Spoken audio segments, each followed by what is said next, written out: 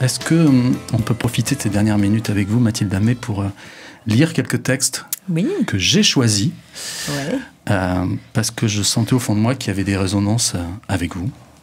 Alors, à tort ou à raison, vous voulez commencer par Colette ? Le texte de Colette, je le trouve très, très parlant pour moi. On a l'impression qu'il a été écrit pour moi, tellement c'est exactement ce que je ressens. C'est fou, c'est fou. Alors, je le lis. Moi, c'est mon corps qui pense. Il est plus intelligent que mon cerveau. Il ressent plus finement, plus complètement que mon cerveau. Quand mon corps pense, tout le reste se tait. À ces moments-là, toute ma peau a une âme. Voilà, Colette. Donc La retraite sentimentale qui a été écrite en 1907. C'est d'une simplicité, d'une précision, d'une clarté. C'est vraiment très simple et très, très fort. En tout cas, ça me parle beaucoup. Mauvais souvenir cinéma pour vous, mais bon souvenir pour vous de vous être plongé dans l'œuvre de Colette pour le tournage du film. Oui, exactement. Kundera, Philippe Meuret, ce que vous voulez. Alors, Philippe Meuret, oui, effectivement, bravo pour ces choix de textes qui sont effectivement très proches de ma vision. Et celui-là, particulièrement. L'art ou la littérature sont les uniques manières de hanter efficacement un lieu. Une montagne, quelques maisons dans les lointains, une prairie, une forêt, une flambée de soleil sur la mer ne sont, comme nos corps, comme nos existences, que des illusions d'optique plus ou moins charmantes, du moment qu'elles n'ont pas été décrites, peintes, animées. Disons qu'elles comptent pour ce qu'elles sont, des choses simplement. Mais on ne s'arrache pas à la matière comme ça. On ne quitte pas la mer éternelle sans effort. Il faut le frémissement de l'art pour donner des ailes. Je crois en un projet créateur et que l'univers est comme une tapisserie dont nous ne voyons que l'envers. Philippe Meuret. Ça, c'est le désaccord parfait. Et c'est vraiment... J'aurais aimé écrire ça. Ça suscite en moi deux questions, puisqu'il parle de lieux. Est-ce que vous avez 2-3 lieux de prédilection ? Il y a des lieux où je me sens en accord avec ma joie intérieure, parce que j'ai beaucoup de joie en moi. Et c'est marrant, vous dites ça comme si on devait en douter. Non, j'ai beaucoup de joie en moi, mais parce que c'est pas si fréquent. Il y a beaucoup de gens qui ont plus de souffrance que de joie en eux. Je crois qu'il y a plus de gens qui ont de souffrance en eux que de joie. Enfin, c'est pas incompatible, vous me direz, on peut avoir les deux. Bon, moi, j'ai énormément un potentiel de jubilation qui est énorme. Et il y a un endroit où je me sens vraiment en harmonie avec mon monde intérieur, c'est Rio de Janeiro. Rio, il y a quelque chose d'abord d'euphorisant musicalement. Il y a tellement de musique partout. Bon, voilà, ça c'est un endroit où je me sens bien. Bali, je me sens très bien là-bas aussi. Il y a quelque chose dans l'art de vivre et dans le lien, le rapport à l'autre, le respect qui me touche beaucoup aussi. Et la deuxième question, c'est qu'en fait, à demi-mot, là, Philippe Meuret dit aussi que les artistes ont aussi une responsabilité à donner une âme à ces lieux-là. C'est comme ça aussi que je le comprends. Oui, c'est-à-dire que l'art révèle aussi la beauté du monde. L'art ne fait pas que décrire, un peintre ne fait pas que reproduire, un peintre transcende ce lieu et le magnifie aux yeux de ceux qui regardent l'œuvre. C'est-à-dire que peut-être que si Van Gogh n'avait pas peint ses champs, peut-être qu'on les aurait pas vus de la même manière. Peut-être que si Pina Bausch n'avait pas fait le Sacre du Printemps, ce ballet extraordinaire, peut-être que cette musique n'aurait pas vibré à ce point. Peut-être que, vous voyez, peut-être que certains paysages filmés par certains grands réalisateurs n'auraient peut-être pas la dimension onirique, la dimension spirituelle, la dimension dramatique, la dimension puissante que Werner Herzog peut donner à un paysage dans un de ses films. Je crois que... Et puis le corps, la danse, quelle invention incroyable pour montrer la magie d'un corps que la danse. Toute œuvre d'art devient presque un outil de transmission, en fait. Oui, un outil de transmission et un merveilleux lien. Un merveilleux lien entre les personnes qui peuvent se rendre compte, lorsqu'ils regardent ensemble une œuvre d'art, lorsqu'ils vivent ensemble un moment artistique, qu'ils ont beaucoup plus de points communs que de divergences, par exemple. Un troisième texte ? Alors, lequel ? Ah oui, un texte de Romain Gary, extrait de Gros câlin. Moi aussi, j'aurais voulu être quelqu'un d'autre. J'aurais voulu être moi-même. Il y a des cas. Peut-être qu'ils entendaient une musique intérieure formidable avec caisse, violon et percussions, et ils voulaient le faire écouter au monde entier dans un but de générosité, mais il faut un public, des amateurs, de l'attention et des moyens d'expression. Les gens n'aiment pas s'habiller et se déranger pour rien.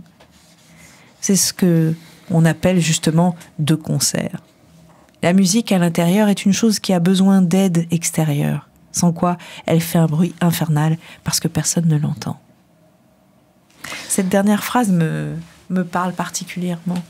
C'est-à-dire, c'est ce que je disais tout à l'heure par rapport au fait que j'entends tout et que c'est encombrant si je n'en fais rien. Quand je suis allé voir Monsieur X au théâtre de l'Atelier, je vous ai vu vous installer tout au fond de la pièce, tout au fond de la salle. Et là, j'ai pris conscience en fait de ce qu'était un regard omniscient. En fait, c'est-à-dire que bon là il y avait un seul personnage sur scène, mais sur vos autres créations il y en avait beaucoup, et donc c'est Deus ex machina quoi. Chef d'orchestre, de concert. Ouais, peut-être, mais je me sens pas chef.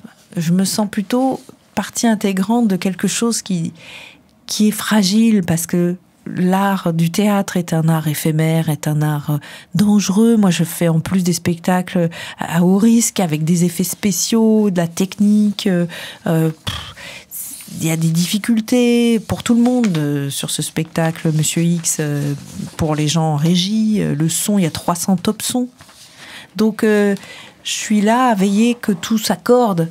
Et puis, quand il y a un petit désaccord, eh ben, on essaye de trouver pourquoi et on s'arrange. C'est un travail, quoi. Hermann Hesse ou Milan Kundera? Ok, donc Siddhartha, Hermann Hesse, 1925. Quand je pense qu'il m'a fallu passer par tant de sottises, par tant de vices, d'erreurs, de dégoûts, de désillusions et de misère pour en arriver à n'être plus qu'un enfant et à tout recommencer. Mais c'était pour mon bien. Mon corps me le dit et la joie qui est dans mes yeux me le dit aussi. Il m'a fallu vivre dans le désespoir, m'avilir jusqu'à la plus lâche des pensées, celle du suicide, pour obtenir mon pardon, entendre de nouveau « Hum », goûter le vrai sommeil et le vrai réveil. Il m'a fallu passer par la folie pour arriver jusqu'à Atman. Il m'a fallu succomber au péché pour renaître à la vie. Où la route que je suis me conduira-t-elle? N'est-elle pas absurde, cette route? Ne mène-t-elle pas en courbe, peut-être même en cercle? Qu'elle soit comme elle voudra, je la suivrai. Il se sentait gonflé d'une joie indicible. C'est marrant cette idée, ouais, effectivement, de l'éternel recommencement et de la renaissance. C'est une chose tout à fait possible dans une vie. Moi, j'ai l'impression d'être né à nouveau plusieurs fois, et c'est un sentiment effectivement d'une grande joie. Vous voulez bien nous lire les quelques lignes d'un acteur? Alors, je vais donc lire les mots d'un acteur inconnu. D'un acteur inconnu, d'accord. Le voilà mon malheur. Je n'ai pas eu d'origine modeste, moi de coups de pied dans le cul, de fin de mois difficile. Je n'ai pas été conduit au commissariat parce que j'avais piqué l'orange du marchand, mais non. J'irais tranquillement d'une pelouse à l'autre, à la poursuite d'une balle, me promenais d'un salon à l'autre en sirotant du thé. Et me prélassais délicieusement sur les genoux d'une dame que l'on me présentait. C'était affreux. J'envie ces acteurs avec leur passé maudit, leur enfance misérable. Je sais qui c'est. J'ai reconnu en le lisant. C'est Pierre Richard. Bravo. Ouais, je reconnais là son style et puis son histoire. C'est super, en fait. C'est vertigineux aussi ce qu'il écrit. Parce qu'il y a toujours cette idée-là de... On deviendra celui qu'on n'était pas, forcément. La vie est une grande bascule, et effectivement, quand tout est donné presque à la naissance, pour certains, la bascule est plus dure. Tout, enfin, le confort matériel ne fait pas tout. Hein. Je pense que Pierre a beaucoup de pudeur. Mon sentiment, mais ce n'est que le mien, est qu'il a une enfance difficile et que c'est pas le fait d'avoir une enfance, confortable au sens matériel du terme, que ça préserve d'autres malheurs. Il y a des enfants qui n'ont pas de biens matériels et qui sont choyés, avec amour, puis d'autres qui se retrouvent dans des châteaux tout seuls. Enfin, c'est pas non plus là. C'est pas. Mais il y a une forme de culpabilité clairement là, visiblement, mais il le transforme en quelque chose de drôle, comme il sait faire. Je sais pas si vous vous souvenez, mais l'année de sortie de Monsieur X, Madonna a sorti un album qui s'appelait Madame X. Mais oui, on m'a dit ça. Alors je dis non, mais je renoncerai pas à mon titre. Vous vouliez que ce soit elle qui renonce? Non. Ni l'un ni l'autre, je pensais que les deux pouvaient cohabiter. Mais je trouvais ça génial, cette rencontre au sommet, votre modestie du tel en souffrir. Voilà, cette idée-là, qu'il y a aussi cette infinité de destin, quoi. Vous auriez très bien pu être Madonna, elle aurait très bien pu être metteur en scène de théâtre. Je sais pas, j'ai pas fait de parallèle entre sa vie et la mienne. Je crois qu'elle a... Ce que je veux dire, c'est que la création est imprévisible. Une ambition immense. Moi, j'ai pas le sentiment d'avoir une ambition immense. J'ai un désir très fort de partage et d'embarquer des gens. Oui, beaucoup de gens. J'ai envie d'embarquer beaucoup de gens. Je dis pas que j'ai envie de faire des spectacles qui sont vus par peu de gens. Mais j'ai pas cette ambition à l'américaine aussi, qui est une culture du succès et d'être adulé et d'être une star. J'ai jamais pensé comme ça, moi. Alors, Mathilde Damet, c'est la deuxième fois que vous venez dans cette émission, donc je ne vais pas vous poser le questionnaire rituel, j'ai changé. Ok. C'est un questionnaire autour de la virtualité. Qui pensez-vous que vous étiez avant votre naissance? Je pense que j'étais un animal. J'éprouve une tendresse infinie pour les animaux au sens large. J'admire énormément les gens qui arrivent à rentrer en dialogue, en communion avec les animaux. Donc je pense que peut-être j'ai été un animal et que peut-être je redeviendrai un animal après. Y a-t-il une lettre que vous avez écrite mais que vous n'avez pas envoyée? Plein. Mon ordinateur est rempli de lettres, des lettres, surtout les frustrations, les choses non accomplies, les choses qui n'ont pas été faites. Par exemple, moi, je suis très rigoureuse dans le travail.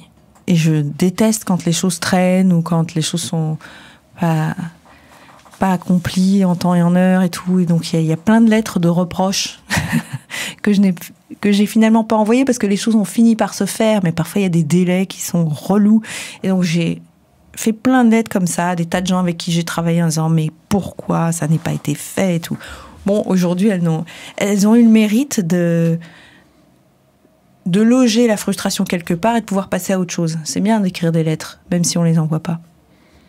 C'est dans VO, hein, je crois que vous citez Prince, où vous dites que, en fait, il dit que le génie ne doit pas servir de prétexte pour ne pas travailler.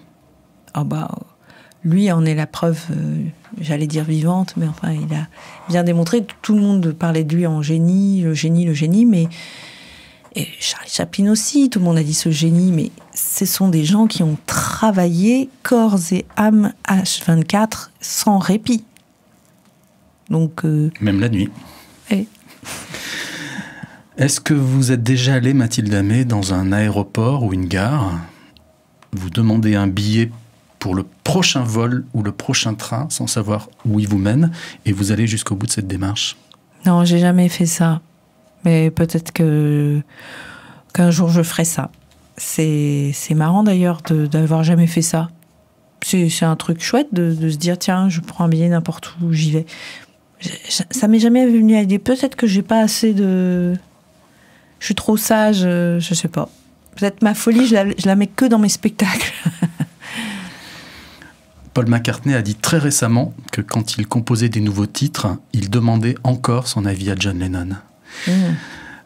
Et qui parfois il entendait une réponse. Est-ce qu'il y a un mort avec qui vous dialoguez?